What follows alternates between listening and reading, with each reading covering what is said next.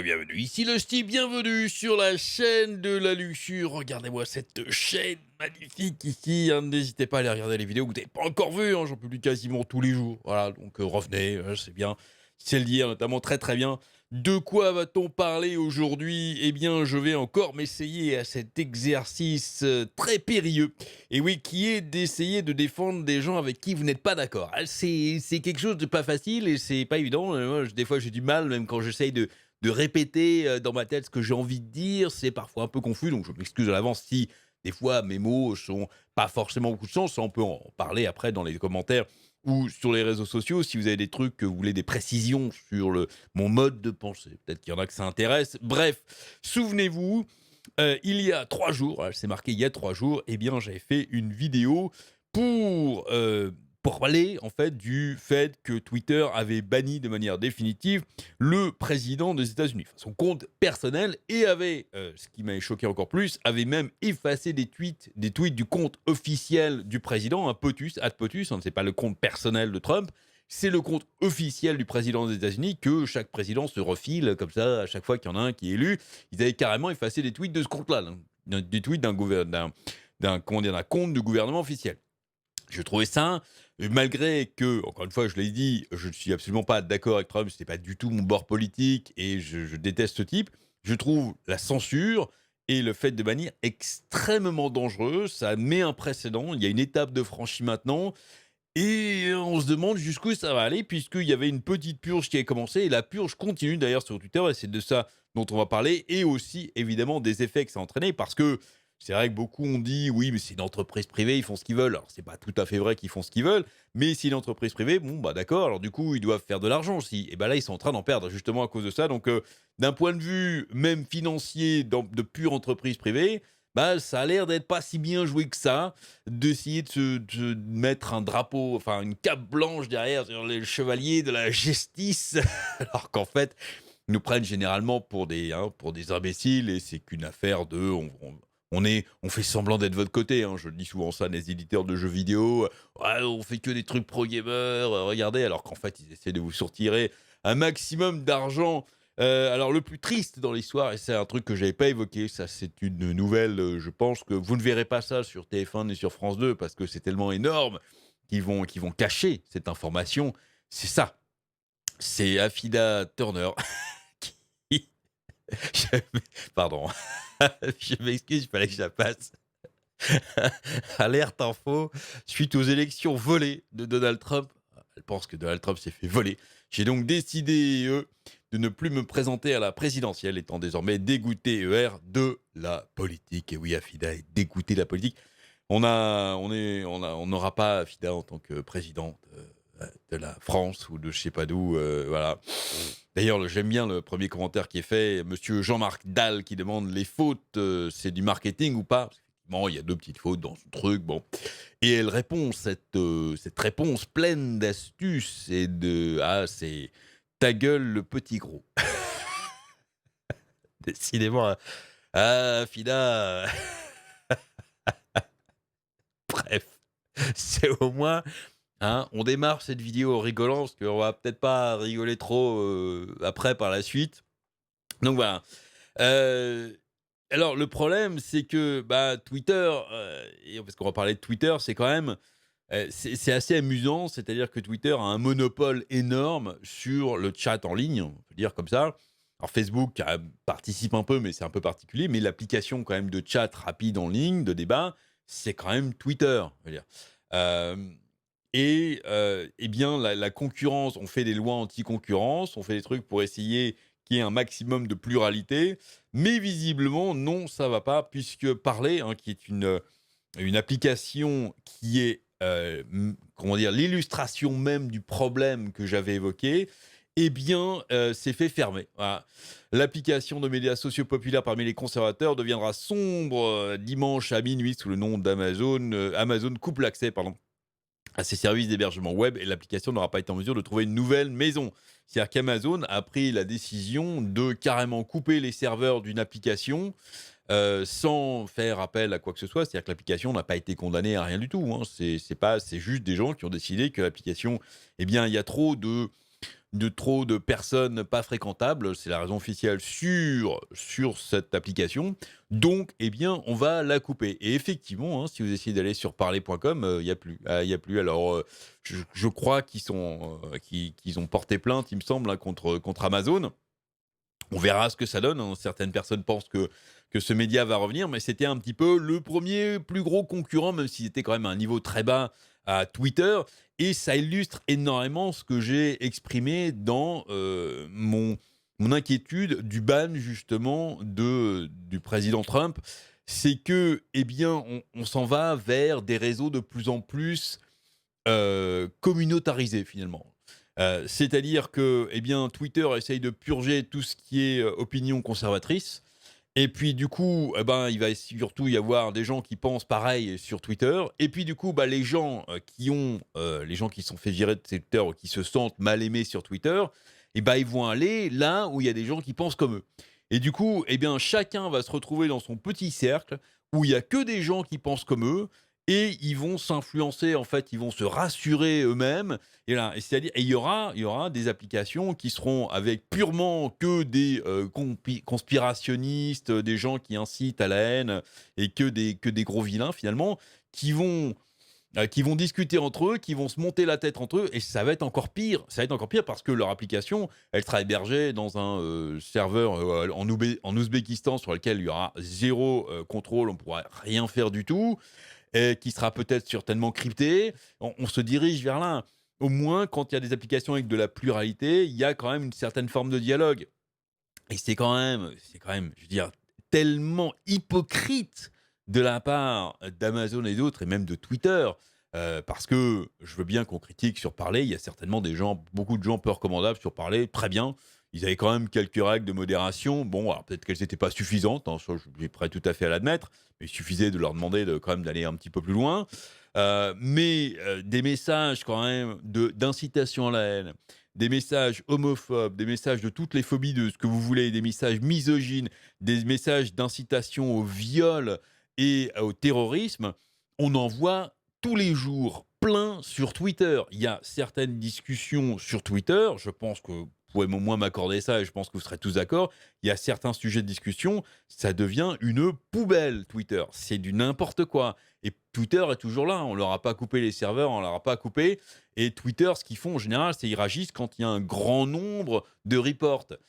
Quand vous faites un report sur un tweet qui peut poser problème, mais vous êtes tout seul à le faire, il y a zéro chance que le tweet soit effacé, soit machin. Par contre, s'il y a 30 000 personnes qui reportent un tweet, même s'il n'y a pas grand-chose, là, c'est tweet effacé, ban et tout. Il y a plein de mecs qui se sont fait ban sur Twitter juste parce qu'ils se sont fait report par plein de gens, alors que leur truc de base ne portait pas forcément beaucoup de problèmes. C'était pas un truc illégal.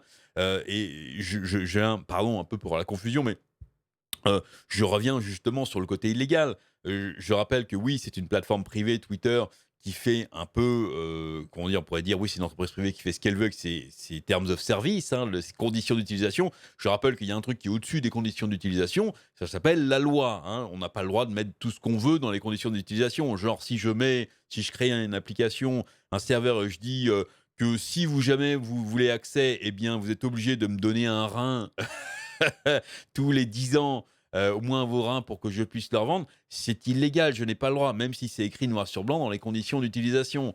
Bon, vous voyez où je veux en venir.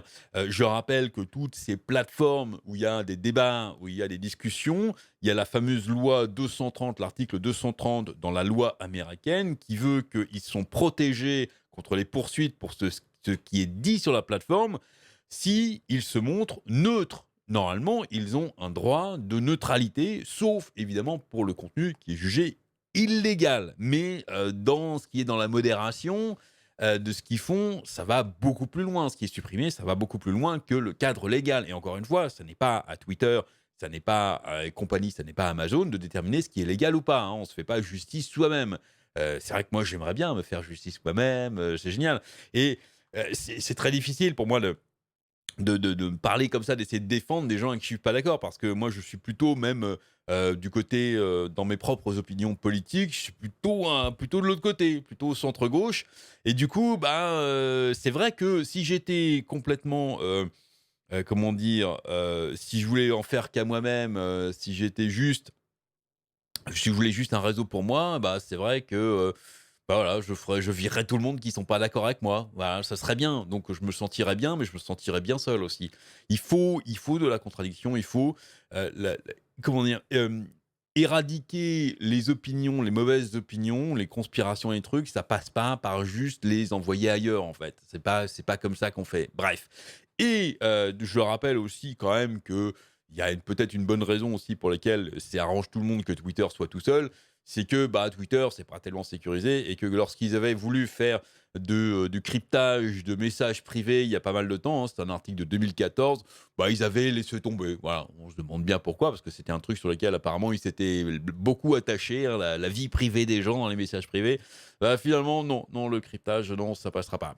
Et donc, conséquence, hein, que j'en parlais en préambule, en préliminaire de cette vidéo, bah, c'est que c'est mal vu parce que je rappelle qu'il y a quand même énormément des millions d'Américains qui ont voté pour Donald Trump, qui sont sur Twitter et que bah, le bannir, ça veut dire que beaucoup vont avoir, comment dire, ressentir ça de manière négative et du coup, beaucoup vont se barrer. Et effectivement, bah, même d'un point de vue pur financier, pure entreprise privée, eh ben, Twitter est en train de perdre de l'argent. Alors sur la bourse, hein, Twitter perd 5 milliards de dollars de valeur marchande après que Trump soit définitivement exclu de la plateforme.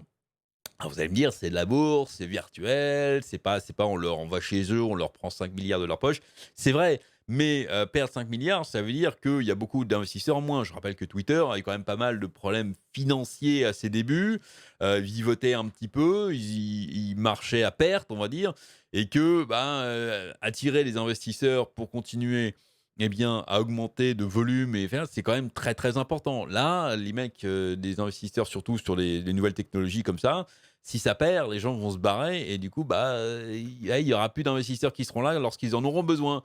Ce sera un petit peu dommage. L'action Twitter a chuté de 12% lundi, après que la société de médias sociaux ait suspendu définitivement le compte du président Donald Trump vendredi soir.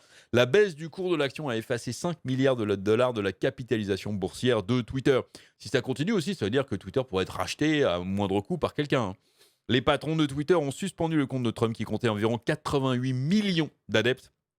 Alors, pas d'adeptes forcément, il y a aussi des gens qui voulaient juste savoir ce qu'il dit, hein. C'était le président quand même. Bon, les journalistes, tout le monde, tous ceux qui s'intéressent à la politique, bref.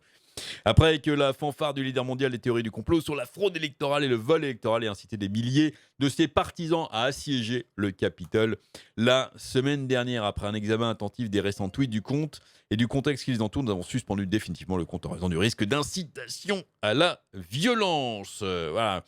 Je rappelle que les tweets effacés sur le compte du président, il n'y avait pas d'incitation à la violence. Bon. Bref, effectivement, voilà, tout a baissé ici, hein, depuis quelques jours. Là, c'est la chute libre sur l'action Twitter. On veut voir ici, là, depuis, boum. Et comme expliqué ici, et c'est ce que j'ai dit aussi plusieurs fois, c'est que bah, Twitter, c'est quand même largement hypocrite. C'est-à-dire qu'il banne le type quand, ben, en fait, il est quasiment mort politiquement. Il a perdu les élections. Là, tout le monde était les républicains commençaient à le lâcher un petit peu de toutes parts. Surtout qu'il insistait beaucoup avec ces notions de fraude électorale. Et du coup, comme il y avait vraiment aucun recours qui passait par la justice qui semblait eh bien, donner quelque chose, il y a pas mal de ses amis politiques, en politique on n'a pas d'amis, qui commençaient à le lâcher. Et puis, bah, il était tout seul. Donc là, Twitter dit: «Ah, ça y est, la justice, on va le virer à moindre coût». Je rappelle que des tweets incendiaires, des tweets qu'on peut juger honteux, des tweets qui font rager même des personnes comme moi, ça fait 4 ans hein, qu'il en fait, même plus avant. Je veux dire, c'est pas nouveau. Ce qu'il raconte, c'est absolument pas nouveau.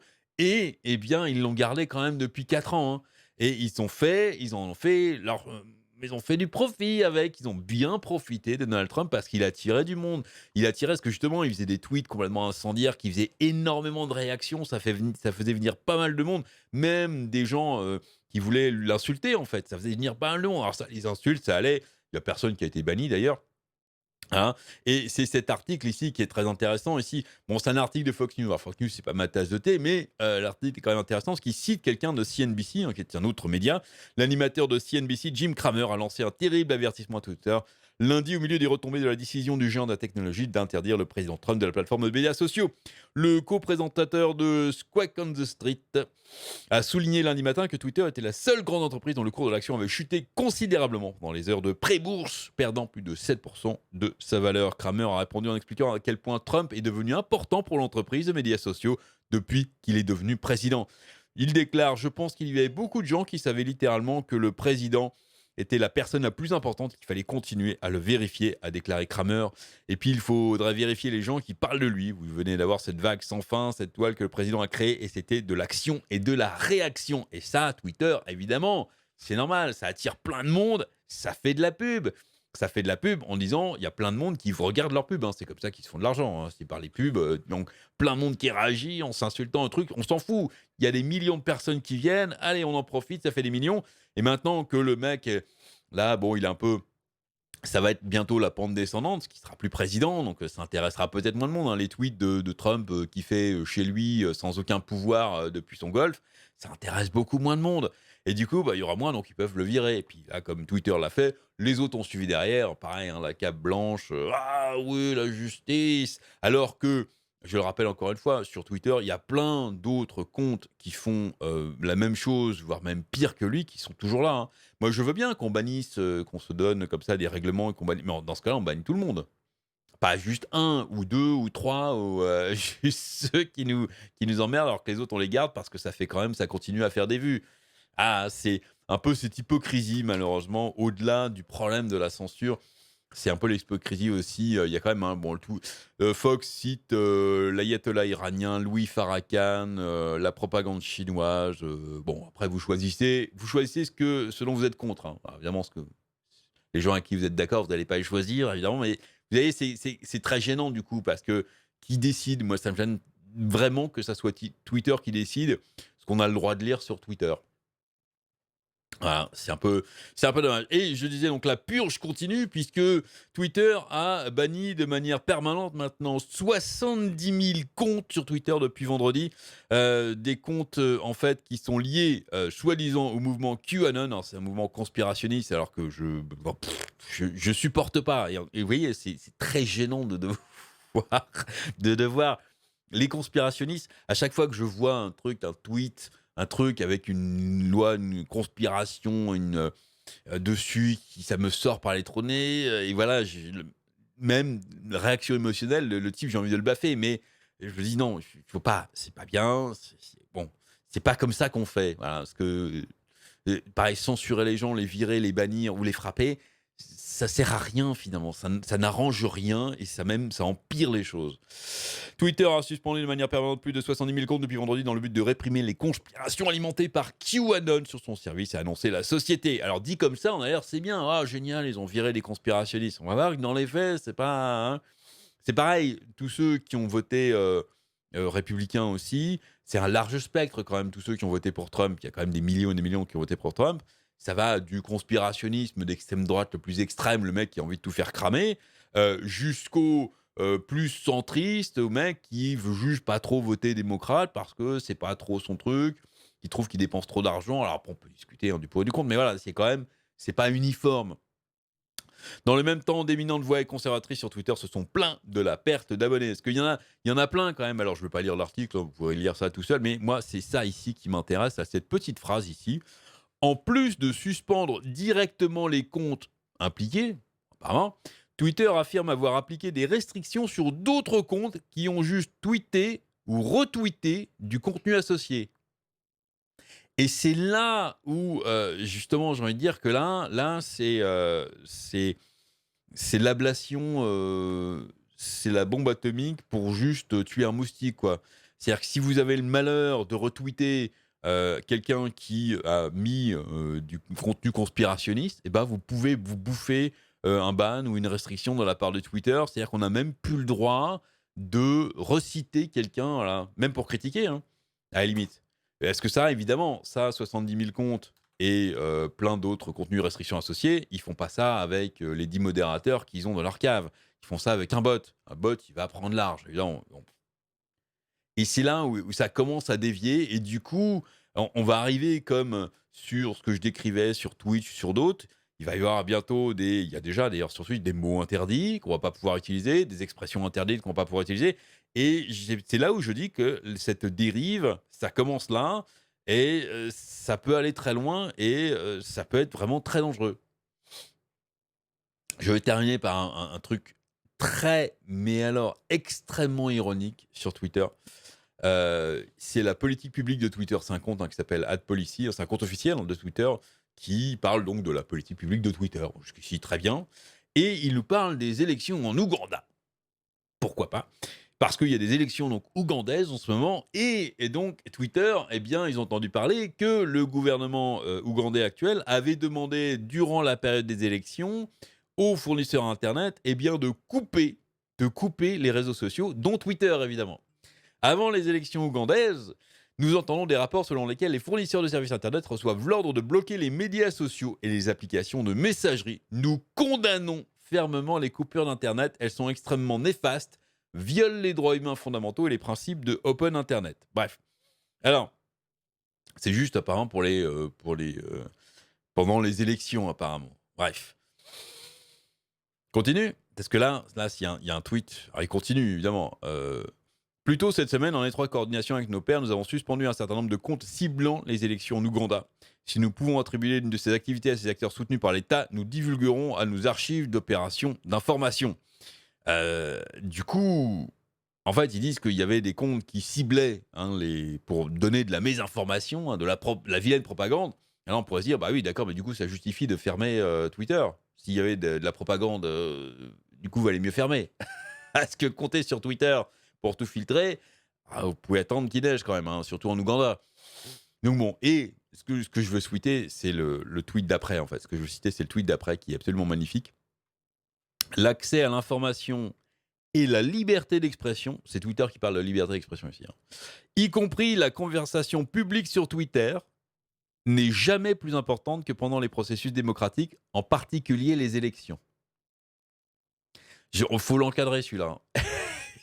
Chaque fois qu'il vous banne, vous répondez ça. Voilà.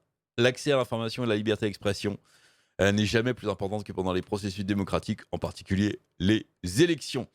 Voilà. On reparle de Parler, là, qui s'est fait virer, non? Ou d'autres qui menacent de se faire virer.